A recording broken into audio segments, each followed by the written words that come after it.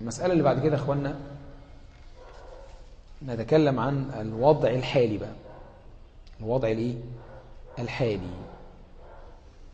النهارده أخوانا في دعوات كثيرة تريد أن تهدم كيان الدعوة السلفية.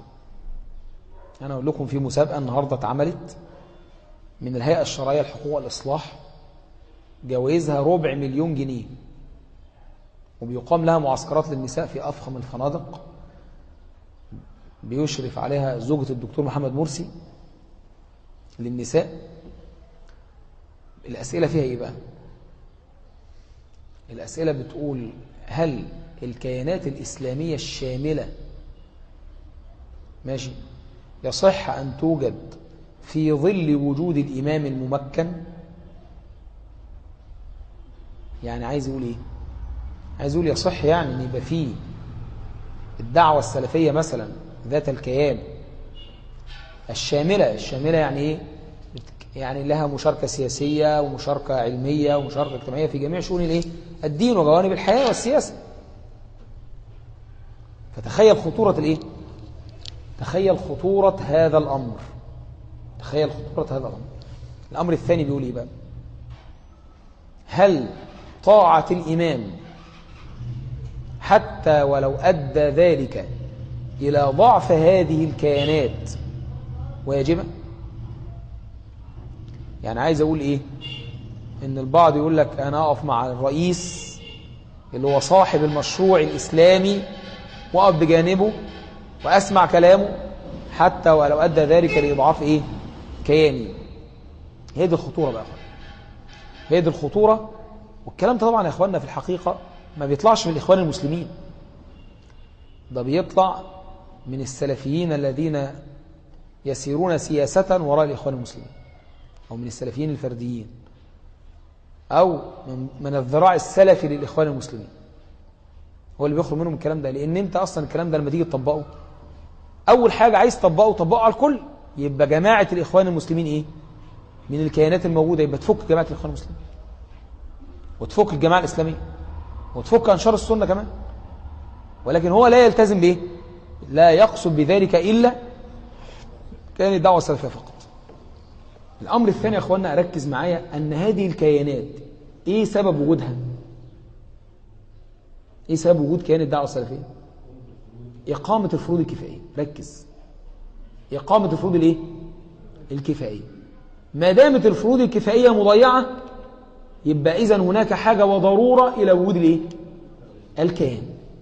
إلى وجود الإيه؟ الكيان.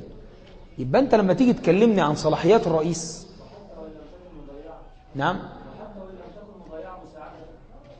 بس بنقول لو قام بذلك يبقى ليس هناك حاجة بالفعل لإقامة نظام وجماعة وغير ذلك.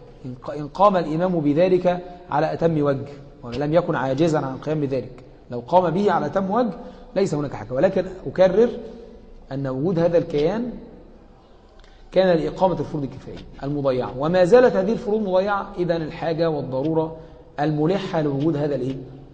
الكيان ما زالت موجودة.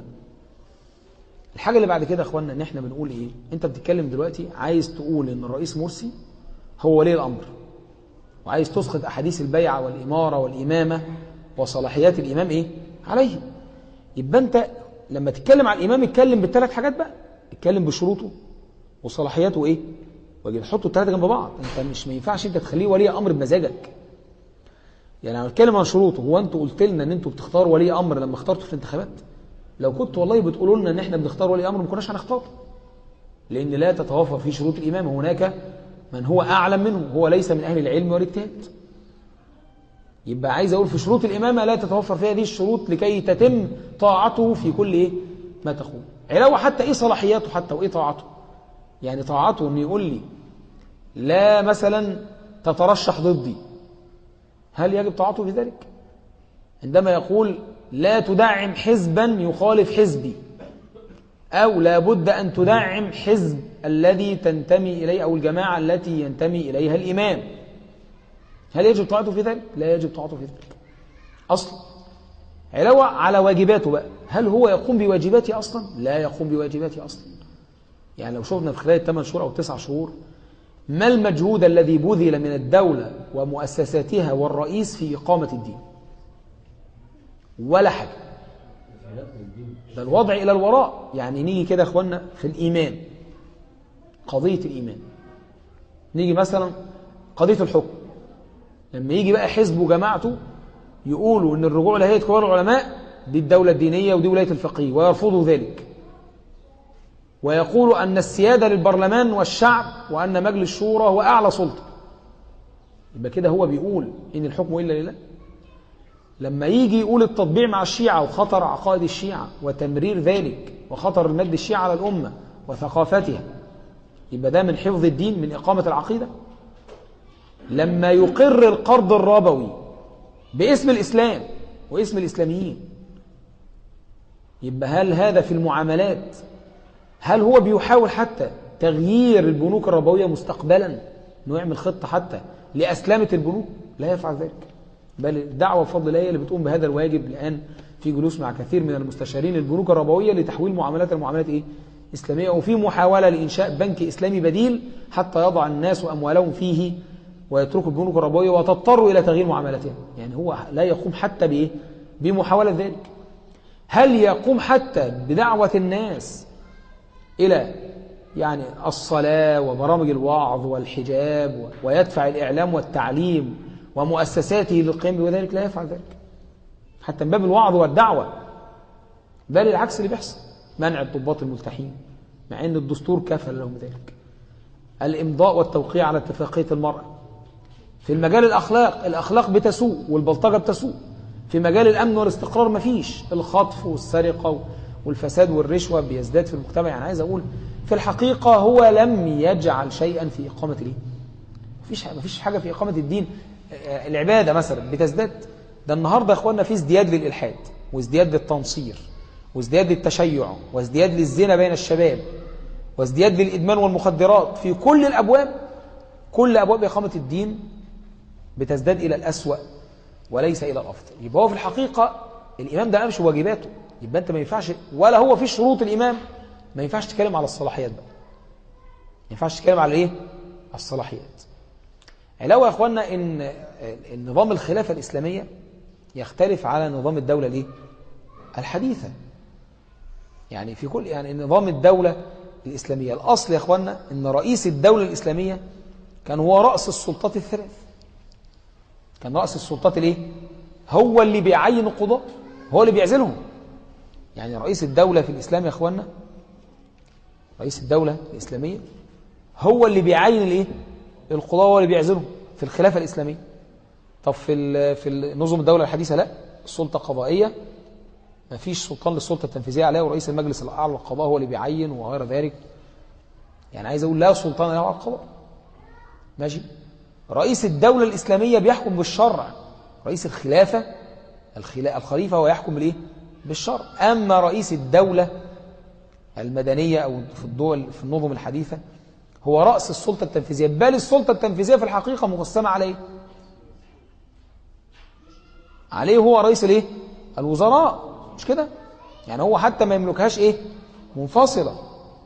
فأنا عايز أقول أنت النهاردة تيجي تقول إن سلطات الرئيس أصلا كانت السلطة التنفيذية والتشريعية والقضائية. في السلطة التشريعية قسمت على مجلس الشورى ومجلس النواب، مجلس النواب ومجلس الشعب. والسلطة القضائية معروف ان هي مجلس الاعلى للقضاء. والسلطة التنفيذية بقت على 2. يعني انت بتتكلم ان صلاحيات الرئيس النهاردة 1/6 من صلاحيات الرئيس في الدولة الإسلامية أصلا. ازاي تجعل له صلاحيات الإمام نفسه؟ يبقى دي مسألة. يبقى الرئيس برضك ملزم، الرئيس الحالي في الدولة المدنية ملزم بتنفيذ القوانين التي تخرج من السلطة التشريعية. هو ما يقدرش النهاردة يحكم بالشرع مباشرة. هو له الحق في اقتراح القوانين، أو في غياب مجلس الشورى ومجلس النواب أن يصدر قوانينهم، بس في الآخر هتتعرض على على مجلس النواب عند انعقاده أو انتخابه يوقف القوانين ده أو يعمل بها. يعني في الحقيقة هو ما يستطيعش مباشرة أن يقنن ليه الشريعة في النظم الحديثة، لا، ده هو بيحاول أنه إيه، أن يبقى الأغلبية في البرلمان من الإسلاميين عشان هم بعد كده يلغوا القوانين المخالفة ويوجدوا قوانين إيه مطابقة، مش بانتخابي كرئيس يستطيع مباشرة أن يطبق ليه الشرع.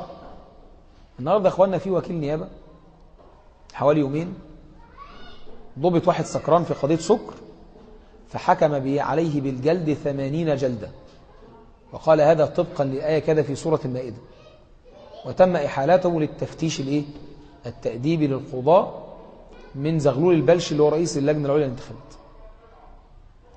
عشان هو بيقول طبقا لهذه المادة وطبقا للدستور الذي يراعي الشريعة الإسلامية وغير ذلك. فأنا عايز أقول لك، هل هو بيقدر بقى يمنع توقيع العقاب عليه أو يدعو وكلاء النيابة والقضاء أن يفعلوا مثله؟ لا يفعل ذلك. فأنا عايز أقول يا أخوانا، وضع الفصل بين السلطات الثلاث الموجود في النظام في النظام الدولة الحديثة يختلف عن النظام الدولة الإسلامية.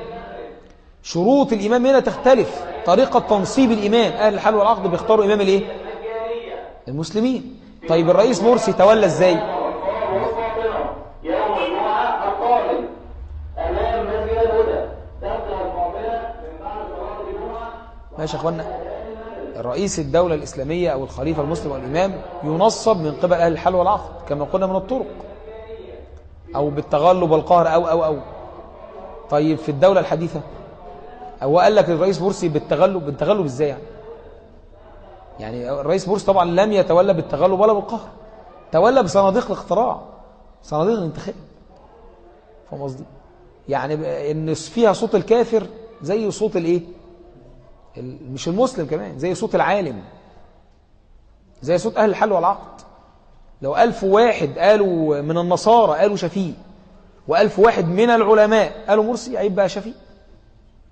يبقى طريقة الانتخاب غير الطريقة الشرعية تماما. ماشي؟ يعني طريقة الاختيار مخالفة، طريقة التنصيب مخالفة. إن في النظام الدولة الحديثة انتخب الرئيس على أساس أن يلتزم بالدستور وعلى أساس إيه تاني؟ على أساس أن يكون له معارضة. في الدولة الإسلامية مش كده، مش الأصل يا أخوانا أن في معارضة مادية في الدولة الإسلامية، مش الأصل أن المعارضة موجودة أصالة، لا، ده المعارضة في الدولة الإسلامية إذا وجد الخطأ نشأت لكن المعارضة في النظم الدولة الحديثة أصالة موجودة، أن لازم يكون في أحزاب معارضة للحاكم وتسعى إلى إسقاطه، وتسعى هي إلى الوصول إلى الحكم، مش تسعى إلى حتى الوقوف بجانبه إذا كان مصحا أو إذا كان موافقا لمصالح الدولة، لا. فالنظام الدولة يختلف. مدة الرئاسة طبعا في الدولة الحديثة مؤقتة ب4 سنوات، ولا يجوز أن يتولى إلا لولاية ثانية إذا تم انتخابه مرة أخرى. أما في الدولة الإسلامية ما فيش توقيت، ما دام الإمام قادر وصالح لإنفاذ مهامه فهو يتولى ذلك، لا يعزل. زي سيدنا عمر كده ما تولى 10 سنوات، سيدنا عثمان 12 سنة، سيدنا معاوية 20 سنة. حتى ما ورد من بعض أهل العلم الحديث، الشيخ العثيمين مثلا له قول بجواز توقيت الرئاسة، هو بيقول لمنع الاستبداد والطغيان الآن، إن لم توقف يؤدي ذلك الاستبداد والطغيان مع الوصول الحديث. فبيقول بيقول الأولى أو يجوز توقيت الإمام، وبيستدل على ذلك بفعل الحسن بن علي، إن الحسن بن علي تنازل عن الخلافة بعد 6 والأصل يا أخوانا أن لا يجوز للخليفة أن يتنازل عن منصبه بعد أن ولاته الأمة. فبيعتبر العلماء ده نوع من أنواع التوقيت، أنه هو 6 أشهر، أنه عزل نفسه 9 أشهر، كأنه وقت خلافته وتنازل فيها لمعاوية وسمي عام الجماعة وغير ذلك. فهناك مدخل لذلك. علاوة يا أخوانا إن الأصل هو الوفاء بالعقود. قال تعالى: يا الذين آمنوا أوفوا بالعقود. وأنت أن تخبت على أساس أن يكون لك معارضة، وأن أنت تكون تتولى 4 سنوات بس، وأن أنت لا تتولى لأكثر من ولاية ثانية، ما ينفعش بعد كده أنت خبت على هذه العقود والشروط تيجي تقول ساعتها لا ده أنا خليفة ولي أمر وان ما حدش ترشح ضدي، ولو ترشح ضدي يبقى اذا بوي عليه خليفتين فاقتلوا الاخر منهما، ومن اتاكم امركم جميعا عن رجل واحد يريد ان يفرق جماعتهم ويشق عصا الطاعه فاضربوا عنقه بالسيف كائنا من كان. وما ينفعش تدعم حزب منافس لحزبي، ولازم تدعم جماعتي وحزبي في الانتخابات مجلس النواب. وانا يجوز اترشح لولايه ثانيه وثالثه، وعدم التوقيت لان الخلافه ليس لها توقيت ما ينفعش. ما ينفعش لانك لم تنتخب على اساس ذلك، لم تنتخب انك اماما شرعيا، بل انتخبت على اساس ما ورد في الدستور، وانتخبت على شروط معينه يجب ان توفي بها. وهذه الشروط في الحقيقه يا اخوانا كما قلنا ليس فيها مخالفه. يعني ما نقولش بقى ان دي شروط الديمقراطيه واحنا بنطالبوا بالوفاء بشروط الكفر، لا. انا اصلا التوقيت ده قول عن الشيخ العثيمين وتفسير بعض اهل العلم لفعل الحسن، فاهم قصدي؟ وان مساله عدم الاستبداد والطغيان والديكتاتوريه وغير ذلك، وان كما قلنا مش من حق رئيس الدوله ان هو يمنع اي حزب سياسي او يامر بحل حزب سياسي او يمنعه من المشاركه او يقول بحله، او انه يجب على الجميع ان يؤيد حزبه، لا يسمع ويطاع في ذلك. طبعا يا اخواننا مشكله كبيره جدا في التطبيق. الشيخ ياسر في جلسات خاصه كتيره كانت مع الدكتور محمد مرسي في وجود بعض علماء الهيئه الشرعيه، هم قاعدين كده يجي يقول مثلا واحد منهم رئيس مرسي انت النهارده كرئيس وكإمام لنا ولي امر تؤمرنا جميعا ان احنا لازم نعمل اتحاد اسلامي في الانتخابات، وانت تؤمر وواجب على الجميع الطاعه. شوف تبعات الايه، شوف تبعات الامر، شوف صلاحياته ان يقول كده. طبعا الرئيس رفع عنا الحرج عشان ما يلزمناش، قال ايه؟ قال لا انا ما اقدرش امر في وجود العلماء، يعني الامر لهم، ويعني هم يفعلوا ما يختاروا من المصلحه، لان هو طبعا مش من مصلحته كاخوان مسلمين يطبق الايه؟ الكلام ده اصلا بيورطوه، وهو لم يدعي لنفسه ان هو لا ولي امر امير المؤمنين ولا امام. وما ينفعش بعد كده تقول بقى المظاهرات دي خروج على الحاكم ودول خوارج، وما ينفعش التظاهر ضده او ضد قراراته او غير ذلك. مشكله كبيره يعني بتحدث في الخلط بين صلاحيات الخليفه المسلم وبين الرئيس المنتخب في دولة ما. ذكرت أن اختيار الإمام إما أن يكون بأهل الحل والعقد المنتخبين من الأمة، وإما من خلال الأمة مباشرة والتي يجوز بها العالم والجاهل والسفيه. فهل يعني ذلك أن آلية الانتخابات الحالية تعتبر وسيلة لاختيار الإمام، وهل مجلس النواب يعتبر أهل الحل والعقد؟ أولا مجلس النواب لا يعتبر أهل الحل والعقد. مجلس النواب لا يعتبر ليه؟ لأن شروط اختيار عضو مجلس النواب إيه؟ أن يكون مثلا عمره 25 سنة، أن يكون مثلا معاه التعليم الأساسي، ما لا يشترط أن يكون رجل، لا يشترط أن يكون مسلم، لا يشترط أن يكون عدلا، لا يشترط أن يكون عالما. العصبية والقبلية والمال بيدخل في ذلك، فشروط اختياره مش هي شروط. ولكن في الحقيقة فيه نوع من أنواع الولاية، وإن لم يكن فيه شروط أهل الحل، ولكن مجلس النواب فيه نوع ولاية. ليه؟ لأنه عنده القدرة على إيه؟ بالأغلبية على التشريع والقوانين اللي هي بعد كده بتلزم بها السلطة التنفيذية، ففيها نوع من أنواع الولاية. فعشان كده في نوع من أنواع الولاية بنقول لا يجوز أن يتولى فيها الكافر أو المرأة، بالرغم من مش من هي أهل الحل والعقد، ولكن فيها عشان فيها نوع إيه؟ ولاية. فعشان كده بنقول لا يفلح قوم ولا أمرهم امرأة، ولذلك نقول ولا يجعل الله للكافرين على المؤمنين سبيلا. بيقول فهل الانتخابات الحالية تعتبر وسيلة لاختيار الإمام؟ لا، مش هي دي الوسيلة الشرعية لاختيار الإمام أو الخليفة المسلم، ولكن هذا هو الممكن والمتاح حاليا. ولكن هذا هو الممكن، فرق بين المرج والمأمول والممكن والإيه؟ المتاح. فهذا هو الممكن والمتاح حاليا. وأنا قلت طبعا إن اختيار الإمام ده أو انتخاب أهل الحل والعقد من قبل الأمة، بس بشروط إن أنت إيه؟ إن أنت تقول للناس إيه معايير أهل الحل والإيه؟ والعقد.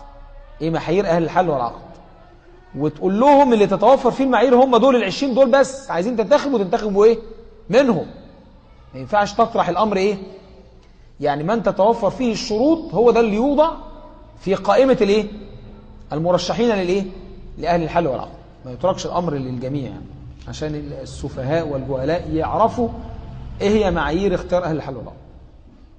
هل الرئيس الحالي لمصر هو طبعا غير ان الرئيس الآن هو رئيس على بقعة من الدولة، ما ينفعش تعطيه منصب الخلافة على الأمة الإسلامية كلها.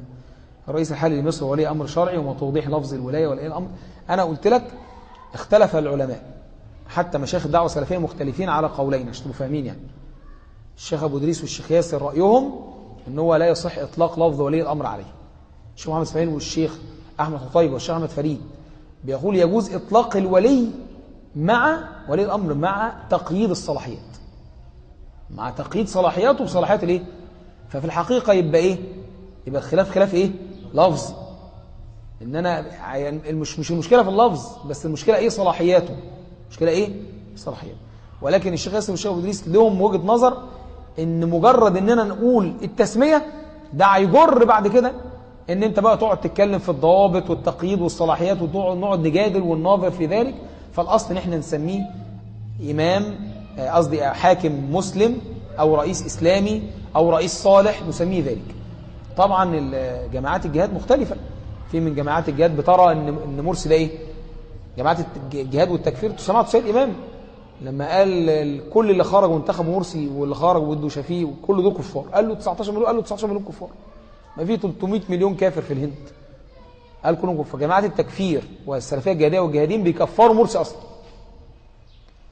وطبعا اتجاهات اخرى بتقول عليه ولي الايه الامر، واحنا بنقول عليه الراجح بنقول عليه رئيس اسلامي او حاكم ايه مسلم. وطبعا لا شك ان في فرق بين مبارك، في فرق بين حاكم زي مبارك كان بيحارب الدين وبيعادي الدين وغير ذلك، وفرق بين رئيس مرسي وإن كان عنده مخالفات ولكن في أمور هو عاجز عن تطبيقها فنعذره فيها، وفي أمور هو قادر على تطبيقها. هو ده اللي احنا ايه بنختلف معاه فيه، ان احنا بنقول بقى الممكن والمتاح لازم يطبقه. يعني انت الممكن والمتاح تقول ايه؟ تقول والله يجب الالتزام بأحكام القضاء، انت كسلطة تنفيذية يجب تنفذ الأحكام القضائية برجوع الضباط المتاحين. كونك انت ما عملش كده ده كان من الممكن والمتاح في حقك الذي لم تفعله. من الممكن والمتاح عندك ان انت تمنع العلاقات مع الشيعة لان انت رئيس الدولة. الاتفاقيات مع الدول دي تكون وظيفة الايه الرئيس. يعني عايز اقول في امور من الممكن والمتاح في حقك يجب عليه ان يفعلها وهو لم يفعلها، فنحن نختلف معه في ذلك. وطبعا المشكلة يا اخواننا بيننا وبين الاخوان المسلمين في إدارة الفجوة بين الممكن والمتاح والمرجو والمأمول. إدارة هذه الفجوة، هو الإخوان المسلمين بيجعلوا المرجو والمأمول ده كالمعدوم، بيجعلوا المرجو والمأمول كالإيه؟ كالمعدوم. يعني إيه؟ مثلا الجزية، في فرق إن أنا أقول الجزية حكم شرعي ثابت إلى قيام الساعة، إلى أن ينزل المسيح ابن مريم فيضع الجزية ويكسر الصليب ويقتل الخنزير ولا يقبل إلى الإسلام، وإن أنا أقول النهاردة عشان مش قادر أطبقها أقول الجزية في ذمة التاريخ ودي انتهت، ودي كانت زمان لظروف معينة وانتهت خلاص. لا، في فرق إن أنا أقول لا الجزية حكم ثابت بس أنا ليه شروط تطبيقه، أن يكون في سلطان وفي قوة وفي مراعاة للمصلحة والمفسدة وغير ذلك، وإن أنا مش قادر أطبقه بس أقول ده حكم ثابت مش قادر أطبقه. في فرق إن أنا أقول لا يجوز تولية الكافر ولا النصراني ولا المرأة ولاية البلد ورئاسة البلد، إن أنا أقول لا يجوز وحتى أنا مش قادر أمنع كده، مش قادر أمنعه من الترشح، ولكن في فرق إن أقول لا ده من حقه وكمان أنا رشحه على قوائمي. واضح الفرق؟ فرق إن أنا أقول المرأة توضع في أسفل القائمة لأني مضطر، لأن القائمة وضع لها قيود إن لم يوجد فيها امرأة القوائم كلها ستبطل، وبالتالي تلتين للمشاركة الانتخابية مش هقدر، وبالتالي التلت الفردي اللي المشاركة فيه صعبة وبيتحكم فيه القبليات والمال والعصبيات وغير ذلك. إن أنا أحصل نسبة ضعيفة جدا 2-3% مش هي اللي هتأدي الغرض من إصلاح القوانين ولا منع القوانين المخالفة، يبقى أنا مضطر لوضع امرأة في أسفل القائمة حتى وإن لم تصل. وفرق إن أنا أقول إن أنا لا ده أنا عايز أحطها في النصف الأول من القائمة أو أرشحها الثالثة أو الثانية أو أرشحها على رأس القوائم طواعية واختيارا دون اضطرار أو إكراه. ده الفرق، إن عنده هو ممكن يرى الأمر مصلحة أنا أعتبره تنازلا، هو يراه مراعاة للواقع ومؤامة للظروف أنا أعتبر مداهنة ومحاولة لإغراء الليبراليين والغرب ومجاملة لأمريكا وغير ذلك، فيجعل ذلك طبقا لهذا المعنى. لماذا تحارب الدعوة من مشايخ لهم كل تقدير واحترام كالشيخ محمد عبد المقصود والشيخ حازم صلاح أبو اسماعيل وغير ذلك، وموقف الشيخ سيد عبد العظيم؟ طب نجاوب على السؤال ده ولا الوقت؟ أولا يعني أنا أرفض لفظ تحارب يعني، فممكن ده شعورك أنت، لكن يعني نحسن الظن بمشايخنا أن هم مش قصدوا أنه يحاربنا ولا حاجة. هو له تأويل، سواء هذا التأويل كان مقبولا أو مرفوضا، سواء كان تأويلا سائغا أو مردودا، سواء كان عنده شبهة أو لا، سواء بيصل تفاصيل أم لا. فأنا أقول سبب كبير من ذلك هو ما يفعله البعض تحت مبرر الغاية تبرر الوسيلة. طبعا الإخواننا في الإخوان المسلمين سامحهم الله عز وجل بيستخدموا مبدأ الميكافيل للغاية تبرر الوسيلة في مجال السياسة. لا مبدأ عندهم في مجال السياسة، في مجال السياسة ممكن يكذب عليك.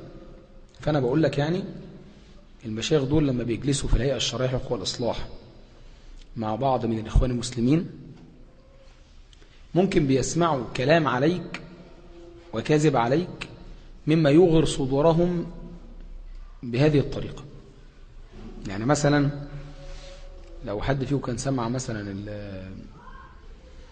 الشيخ محمد المقصود وهو بيتكلم في قناة الحافظ، بيتكلم على أخ كده بينتقد عليه موضوع الشيعة ومش الشيعة، فبيقول روح اسأل شيخك. هو كان بيتكلم على الشيخ ياسر يعني، بيروح لشيخك شوفه لما راح تركيا يعرض نفسه على الاتحاد الأوروبي وأمريكا كبديل عن مرسي والإخوان المسلمين، ويقنعهم أنه هو يمثل التيار السلفي المعتدل الوسطي وما تقلقوش مننا وغير ذلك. فدي خيانة. ودي يعني أنا عايز أقول لك مين اللي وصل له العبارة دي؟ مين اللي وصل له معلومة زي كده؟ مين اللي جابها له بهذه الطريقة؟ وروح لشيخك اللي راح لأمريكا زيارة سرية، وأصلا الشيخ ياسر أصلا بيقول أنا بقالي 3 أسابيع يعني فهم قصدي بحاول أحصل على تأشيرة عشان أروح أمريكا أو كندا مش عارف أحصل عليه. فمين بقى يعني عايز أقول إيه؟ يعني عايز أقول البعض يكذب على المشايخ وعلى الدعوة كذب صريح للإيقاع بين المشايخ والإفساد بينهم ولإغار الصدور ضدهم. الأمر الثاني الشيخ محمد المقصود عنده ثقة عمياء في الإخوان المسلمين من حيث القدرات التنظيمية، فبيغض الطرف عن أي مخالفة شرعية منهم ويقول لك دلوقتي هم دول رجال المرحلة، هم دول أهل التنظيم والدولة، اللي يعملوا هو الصح، هم شايفين اللي انت مش شايفه انت برضك. هو يعني لأنه لم يرى إلا صورته، هو شايف ان السلفيين دول مشرذمين ومفتتين وانهم ما يقدروش يقفوا أمام الغرب، ما يقدروش يقيموا دولة، ما يقدروش يقفوا أمام جبهة الإنقاذ، ما يفورش. فطبعا هو بيتكلم عن السلفيين الفرديين، هو ما يعرفش ان في كيان سلفي منظم قوي له هياكل وتنظيمات قوية زي كيان الإخوان. هو مش عارف الكلام ده، متخيل برضك ان احنا بنعارض، ان احنا ما عندناش قدرات والامكانيات ويعني بنعارض وخلاص. فهو برضك يعني بيغض الطرف عن اخطاء الاخوان والمخالفات بتاعتهم، فرجع يقول لك انا حافظ على المشروع الاسلامي وحافظ على الرئاسه وحافظ على الاخوان واكلت يوم اكل الثور الابيض وغير ذلك. ده الكلام ده اللي انا باحسن الظن به واحاول ان احمل كلامه على مبرر او تاويل لذلك من باب احسان الظن باهل العلم، وان احنا لا نتجرأ عليهم حتى لو وقع منهم مخالفه، فامرنا ان نتقي الله فيما لا يتقي الله فينا، وان نحسن الى من اساء إلينا. ولحوم العلماء مسمومة وعادة الله في هتك أستار منتقصيهم معلوم. فمسألة أن البعض بيستخدم الشيخ محمد المقصود أو بعض المشايخ لهدم كيان الدعوة، أو بيستخدمهم لهدم حزب النور، أو بيستخدمهم لتأييد الأحزاب اللي بتنفصل عن الدعوة السلفية وحزب النور. يعني مثلا الشيخ محمد المقصود مع أنه يعني مخالف مخالفة شديدة جدا، كان مخالفة شديدة للشيخ حازم صلاح أبو إسماعيل أيام انتخابات الرئاسة، وكان الموقف بينهم موقف صدامي. هو اللي راح في مؤتمر تدشين وإنساء حزب الراية في الجيزة هو والشيخ فوزي السعيد لتأييد الشيخ حازم. نجد ان الشيخ حازم مثلا هو الدكتور امام غفور، كانت علاقة عكسية تماما. الشيخ حازم والشيخ محمد المقصود راحوا أيدوا حزب الوطن في مؤتمر تدشينه مع الدكتور امام غفور. فأنا أريد أن أقول لك أن هناك من يحرك هذا الوضع لتفتيت الدعوة السلفية وحزب النور أو تقزيم دورهم أو ذوبانهم. ما دي محاولات 3، إما التقزيم إن أنت يعني جماعة صغيرة وإمكاناتك على قدك، وإن هو بيهملك، وإن هو لما تيجي تعمل مبادرة ما يعملكش شأن ولا كأنك عملت حاجة، يقول لك مبادرة الأزهر، مبادرة مش عارف الوسط، مبادرة ما يتكلمش عنك خالص، يهملك يعني يقصيك ويومشك عشان ما يجيلكش شأن، عشان أنت الحزب القوي في حقيقة المنافس له. يبقى التقزيم أو التفتيت. تفتيت يعني إيه؟ أعمل حزب الوطن وحزب الأصالة وحزب الفضيلة وحزب الراية وحزب مش عارف إيه، كل ده عشان أقطع من الكيان بتاعك، أفتت فيه. فده أسلوب متبع أو أسلوب الإيه؟ أسلوب الذوبان، إن أنا أعمل بقى المشروع الإسلامي والتيار الإسلامي العام والتيار السلف العام، أنشئ هذه الدعوات وأقوي فيها عشان أدوب الكيان بتاعك، عشان ليصبح السلفيين كتلة هلامية ملهاش هيكل عظمي ملهاش كيان. يسهل بقى، هو عايز النهاردة يستخدمها في تأييد الدستور تحت شعار الشريعة، يلا اشتغلوا. عايزهم يناموا يناموا، يأيدوا، يستخدمهم، بس إن يكون السلفيين دول تبعا للإخوان يمشوا وراهم. هي دي الحالة الوحيدة اللي الناس دي اعترضوا عنا فيها، إن إحنا اللي يقول الإخوان هو الصح نمشي وراه. طول ما إحنا بناخد مواقف تعبر عن موقفنا من مجلس إدارتنا، تعبر عن كياننا، طول ما هو مش هيسكت عنك ولا هيرضى عنك أبدا. فهناك يعني كما أقول من يغر الصدور من يفسد. لو طبعا إحنا يعني إخواننا الشيخ حازم صلاح أبو إسماعيل يعني أصلا راجل إخوان مسلمين، يعني معروف إن هو إخوان مسلمين، ينتمي لأسرة من الإخوان في الدق في الجيزة، وأبوه إخوان مسلمين، وترشح لقوائم الإخوان في 2000 و2005، وتربى على يد عمر التلمساني. أبوه دفعه وهو عنده 18 سنة في بيت عمر التلمساني المرشد الثالث للإخوان المسلمين عشان يربيه. ويعني فأنا بتعجب النهاردة إن النهاردة بتتكلم على حزب الراية وحزب الحازم صلاح أبو إسماعيل، وانت يعني حسام البخاري اللي هو من أشد المتعصبين له بيقول للحزب الراية ده ملوش هيكل، وحزب الراية دوت ملوش برامج واضحة وملوش أي حاجة، وحزب الراية دوت قال احنا هنتحد مع حزب الفضيلة وما اتحدوش، وقال هنعمل تحالف مع الوطن والدكتور عماد وما حصلش، وعمل هنعمل تحالف مع الأصالة والبناء والتنمية وخرجوا من التحالف، وبعد ما عمل تحالف مع حزب التغيير بتاع باسم خفاجي بعد يومين باسم خفاجي سابه ومشى. ويعني بيقول ان ايه يعني ليه اعتراضات، ده حسام البخاري اللي هو من اشد المتعصبين للشيخ حازم ليه اعتراضات شديدة على ذلك. انا بقول لك تأسيس الأحزاب دي الغرض منها هو تفتيت الكيان السلفي والأخذ منه. دكتور الشيخ حازم في أحد المؤتمرات